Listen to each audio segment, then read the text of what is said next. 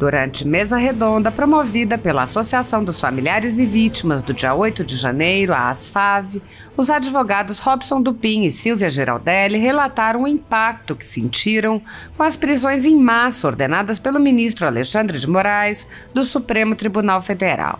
O casal defende, entre outras pessoas, um jovem autista que permaneceu preso por meses a mando do ministro após ter sido conduzido do acampamento em frente ao QG de Brasília. A advogada Silvia Geraldelli disse: além do caso Jean que nós assistimos, o Brasil viu, o mundo viu o caso do Jean.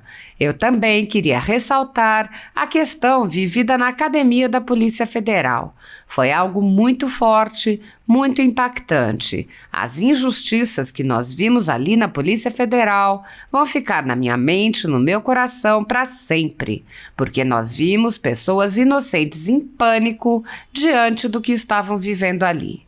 A advogada relatou: eu chorava compulsivamente depois que nós saímos de lá. Aquelas pessoas nos olhavam pedindo socorro. Aqueles olhares de socorro nos faziam tão impotentes como advogados, porque nós conhecíamos a lei. As prisões eram completamente ilegais e nós percebemos naquele momento que a luta ia ser muito maior. Então me impactou como profissional e como ser humano. A advogada Carolina Siebra relatou outro caso absurdo em que um casal foi ao QG no dia 9 de setembro de manhã e foi autorizado a entrar, mas então foi conduzido à prisão. Siebra disse: o QG já estava cercado. Ele pediu para entrar, entrou, procurou o carro da mãe, não localizou o carro da mãe e quando foi sair, o policial do Exército disse: o senhor não pode sair, só pode sair dentro dos ônibus. Ele e a esposa entraram num ônibus e foram presos. Tem noção da loucura que é isso? É inacreditável. Apoiadores do ex-presidente Jair Bolsonaro e pessoas que apenas têm um discurso diferente do imposto pelo cartel midiático vêm sendo perseguidos há muito tempo, em especial pelo Judiciário. Além dos inquéritos conduzidos pelo ministro Alexandre de Moraes, do Supremo Tribunal Federal, também o ex-corregedor do Tribunal Superior Eleitoral, Luiz Felipe Salomão, criou seu próprio inquérito administrativo e ordenou o confisco da renda de sites e canais conservadores, como Bárbara, do canal Te Atualizei, e a Folha Política. Toda a receita de mais de 25 meses do nosso trabalho está bloqueada por ordem do TSE, com aplauso dos ministros Luiz Roberto Barroso, Alexandre de Moraes e Edson Fachin. Sem a possibilidade de receber a renda de seu trabalho, o jornal corre o risco de fechar. Se você apoia o trabalho da Folha Política e pode ajudar, use o QR Code para doar qualquer quantia para a empresa Raposo Fernandes ou use o código ajude@folhapolitica.org.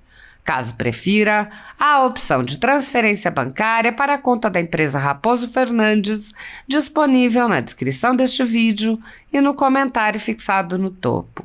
Há 10 anos, a Folha Política faz a cobertura da política brasileira, mostrando atos, pronunciamentos e eventos dos três poderes, quebrando a espiral do silêncio imposta pelo cartel de mídia que quer o monopólio da informação.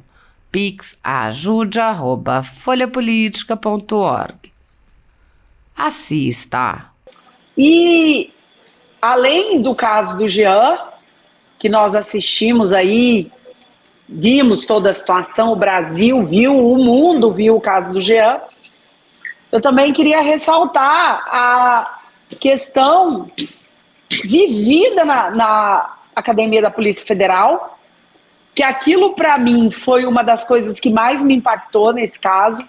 O momento que chegamos lá, chegamos no dia 10 de manhã, não fomos nós que assistimos o Jean no primeiro momento, nem na custódia, só depois é que assumimos o caso dele, depois da custódia. Foi algo muito forte, muito impactante. As injustiças praticadas ali na Polícia Federal, já na Polícia Federal, elas vão ficar na minha mente, no meu coração para sempre. porque nós vimos pessoas inocentes, em pânico, diante do que estavam vivendo lá.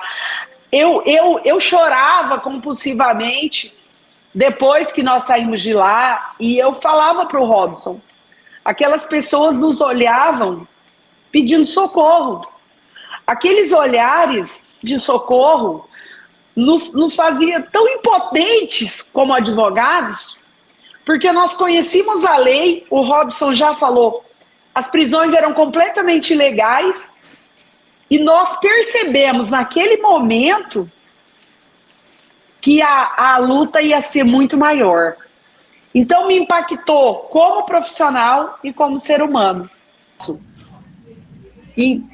Então, doutores, se quiserem se apresentar e fazer algumas colocações a respeito de como foi para vocês as prisões, né? Todo esse trabalho de vocês desde o dia 8 de janeiro. Obrigada. Bom, inicio. Bom, vou iniciar. Primeiramente, parabenizar aí a doutora Gabriela pela... Seu pai se encontra em casa, né? Graças a Deus.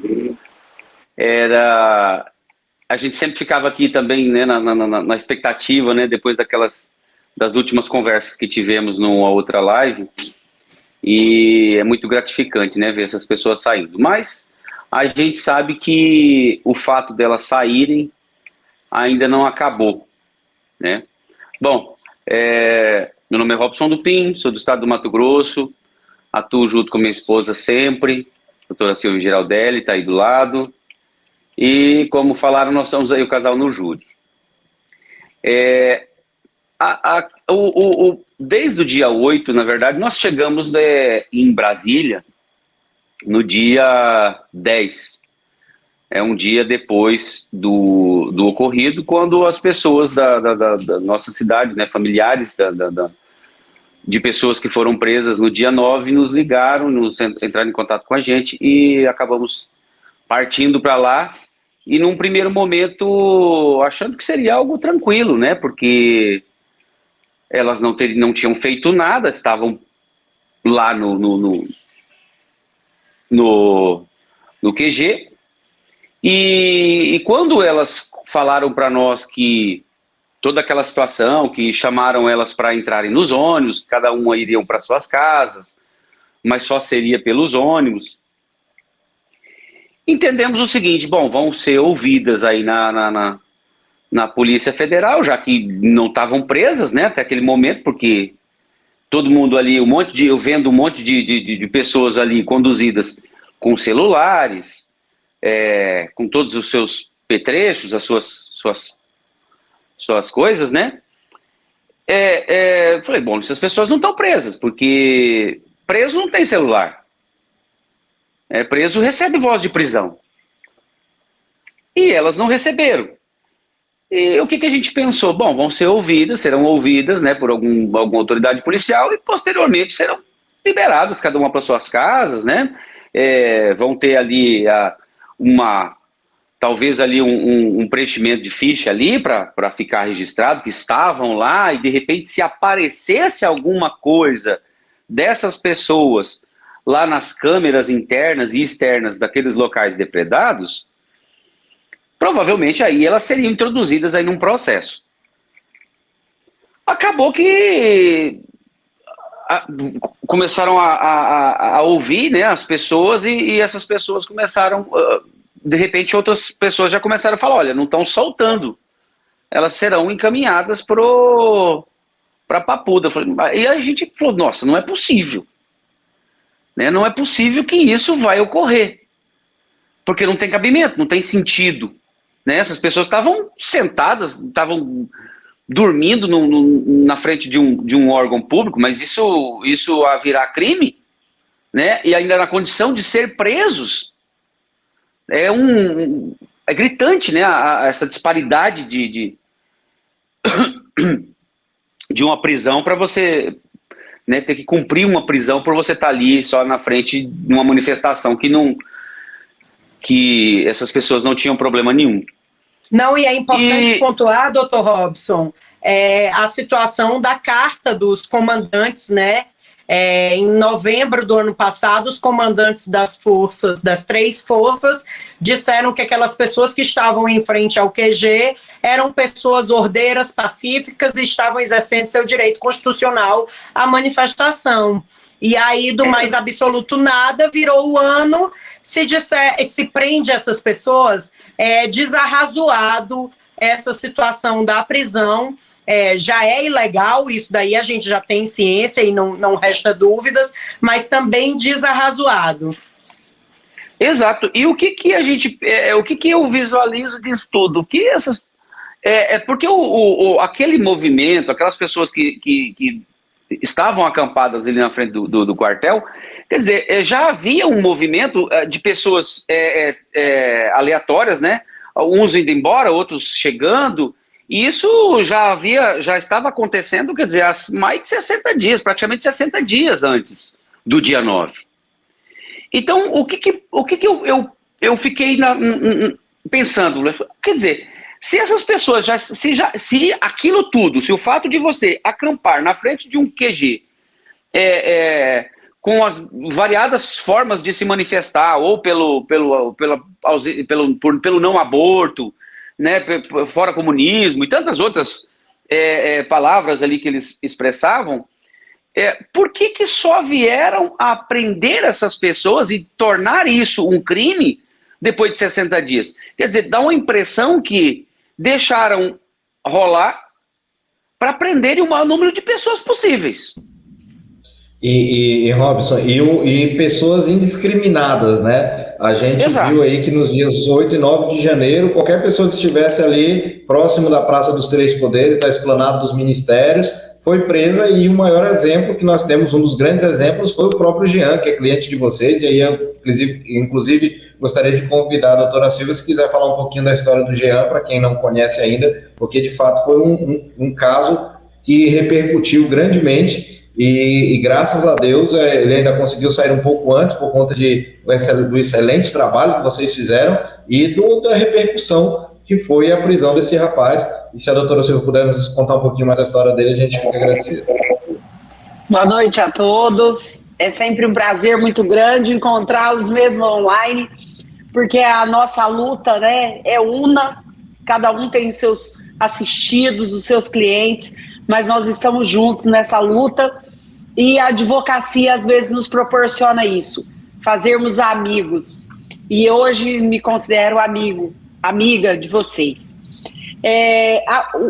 Falando um pouquinho, né, do caso do Jean, o Jean foi uma das questões mais enigmáticas para nós dentro dos nossos assistidos, porque o Jean é autista, nós protocolávamos os laudos dele e simplesmente eram ignorados, né? Eu cheguei até a falar com a doutora Carolina uma vez, ela falou, doutora, mas tem um advogado que olhou e não tem, e eu mandei os protocolos, mandei os comprovantes, falei, doutora, tá aqui, olha, foram protocolados.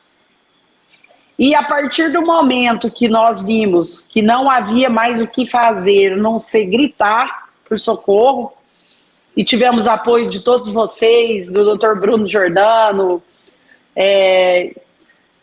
tantos advogados que tiveram lá.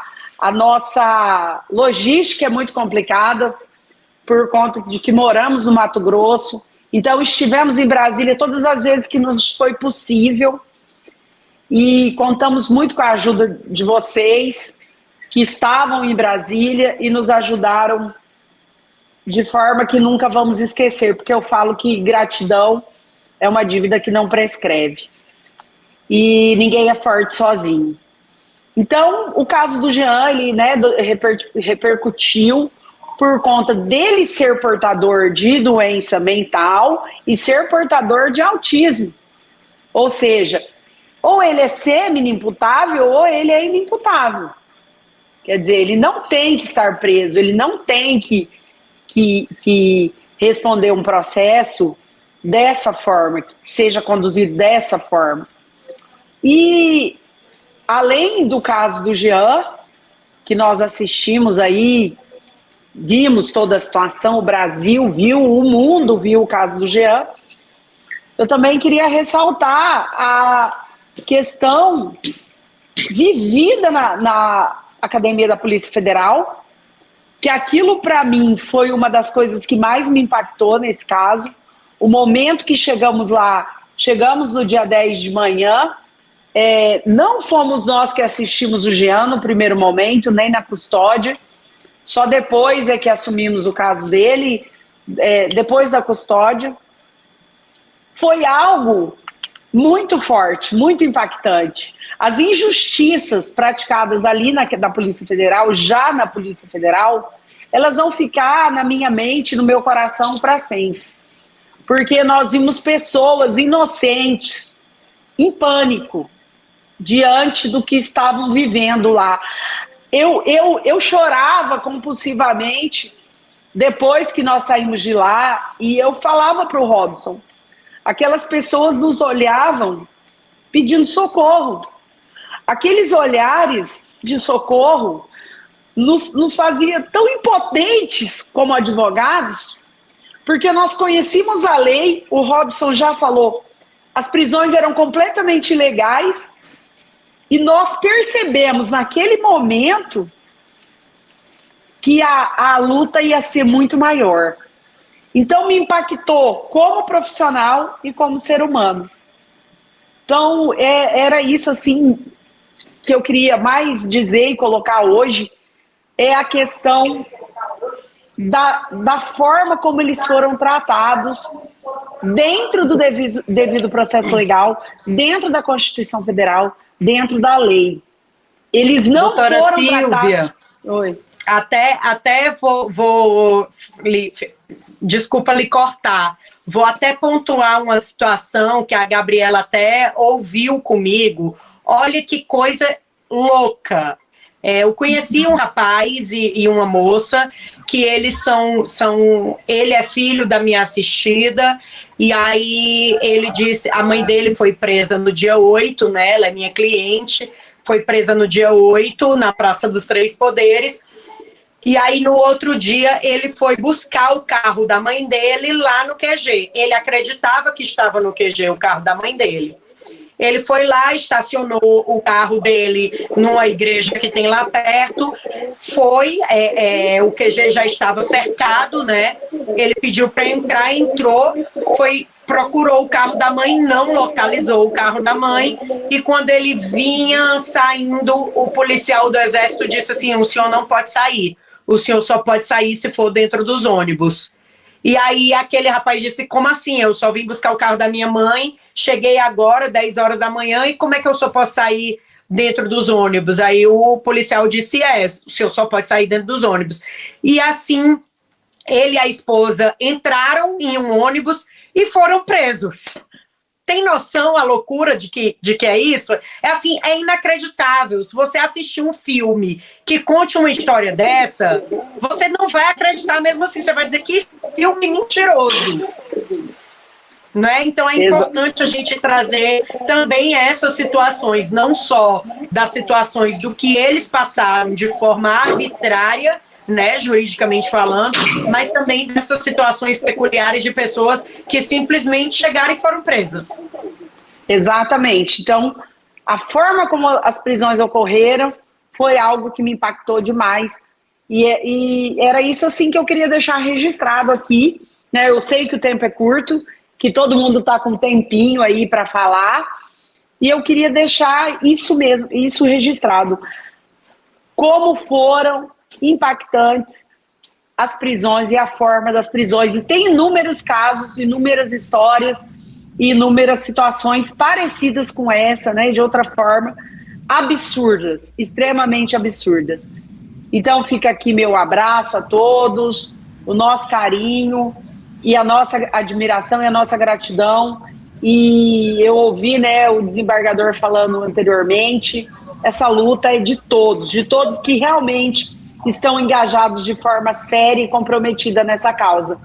E é realmente até o último homem. Estamos com vocês e estamos sempre aqui, né? Hoje o Robson passou a tarde inteira fazendo protocolo de defesa preliminar, E todo dia nós estamos aí trabalhando um pouquinho, porque, como também disse o doutor Ezequiel, a luta só está começando. E nós vamos até o fim, com vocês, se Deus quiser.